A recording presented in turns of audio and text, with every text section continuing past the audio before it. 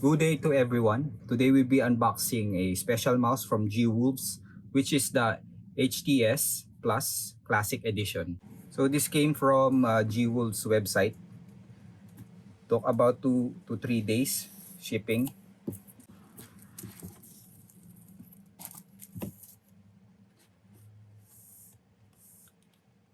Comes with the envelope. So package includes 2 extra mouse feet, perfume. I believe they changed the fragrance of this one. But grip tapes are included in color red. Adapter, USB. Oh, it's still micro USB. Then adapter with USB dongle. Another one.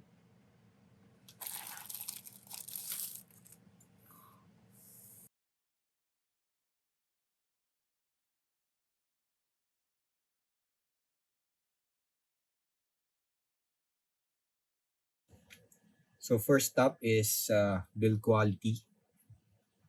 So there's no flexing or creaking.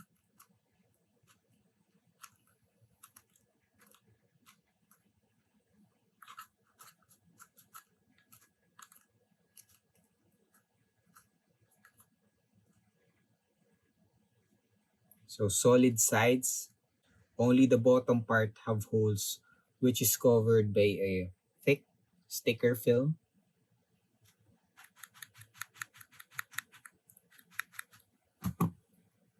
On and off button reminds me of the Starlight series, but the plastic used here is a bit thinner than of the final mouse. So you have to use this plastic included in the box to turn on and off your mouse. So just be careful. Be patient. That's it. That's how you turn on and off your mouse. So coating is gritty like the Viper Mini sides from Razer. This one is different from mouse 1 and 2 in this part. This part of the mouse, which is on the sides, feels smoother compared to mouse 1 and 2 in this part.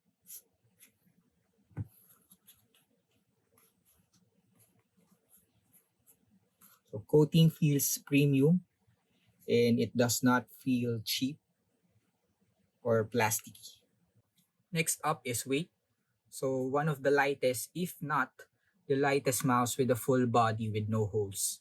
Weighs around 49 grams on my scale compared to the GPX, which is 62, and the Viper Mini with grips is 60.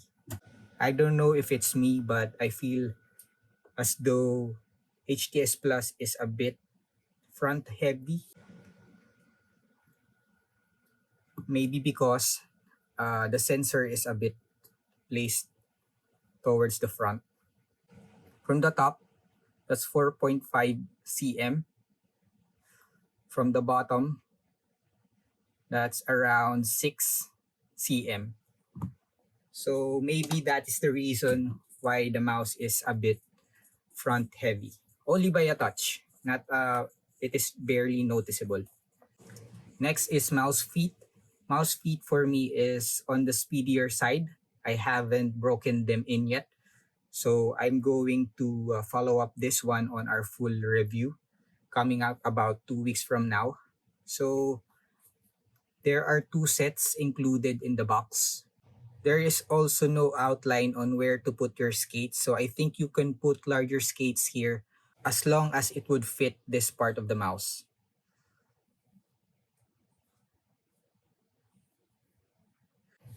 Next up is battery life. So they use the 250 mAh, same with the hati-s Ace. So expect a decent battery life.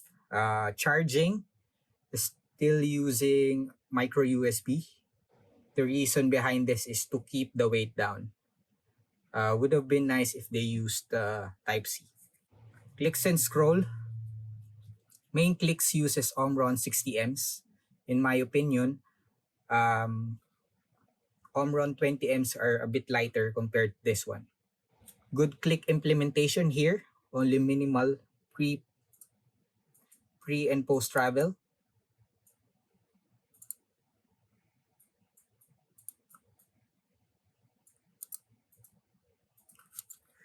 So there is minimal side play on mouse 1 and 2. Barely noticeable, guys. Scroll wheel is light to use but still has some tactile bumps. Has some sound to it when you scroll fast enough. Scroll wheel button is also a bit harder to press compared to mouse 1 and 2. Side buttons are easy to press. It's like the GPX without the mushy pre-travel part. Minimal pre-travel and has some post-travel. But you won't feel it in game. Sound test.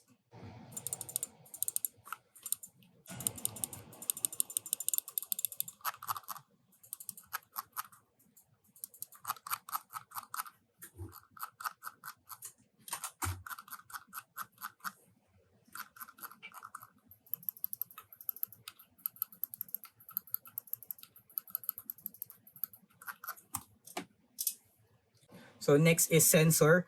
Sensor use here for the Classic Edition is 3370, so no complaints and no praises here either. So they just use a reliable and proven sensor. So next is wireless connection, 2.4 gigahertz connection. If the internals are the same that gwolves used in their wireless other wireless mouse, then I would expect a good wireless connection here. I've used hati-s Ace and HSK Plus also, Ace Edition, and I've never had any problems of disconnection, lag issues, or interference with different gadgets here in my desk.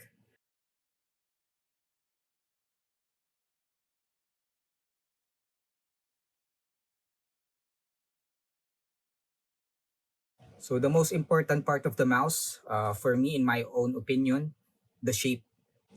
I would like to state first that mouse shape is very subjective. So do take what I'm about to say with a grain of salt. I'm just trying to share my experience and opinion. The HTS Plus is not a hati-s copy.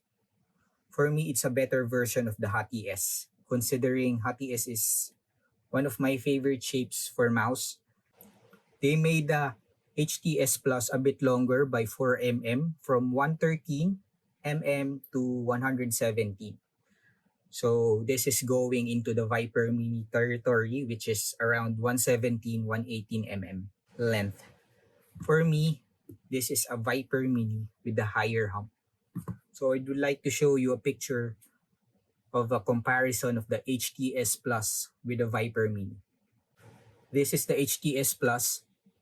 The blue one is the Viper Mini. So you can see here 117 mm for the HTS Plus and 118 mm for the Viper Mini.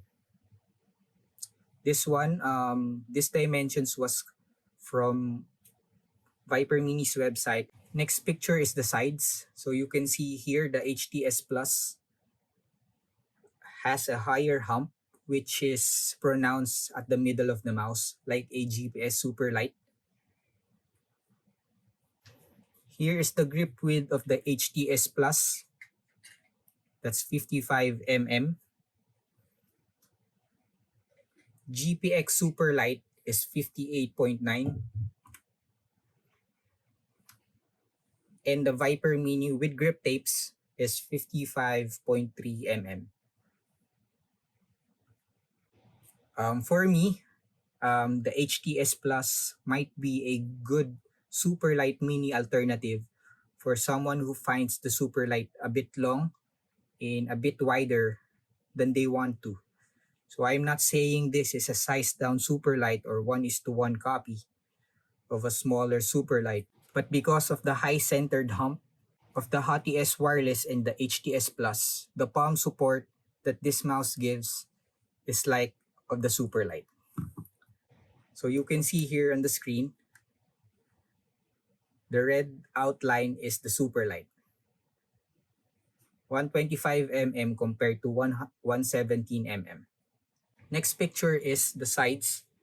So you can see here that's the HTS Plus is like a small superlight, which also has 40 mm height.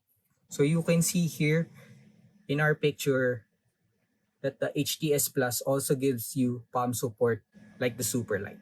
So this is our simple initial impressions of the HTS Plus Classic Edition from gwolves. In my opinion, a better and lighter hati-s wireless. So that's it for now. We will follow up on a full review after at least 2 weeks of testing. Thank you for your support and hope to see you soon on our next videos.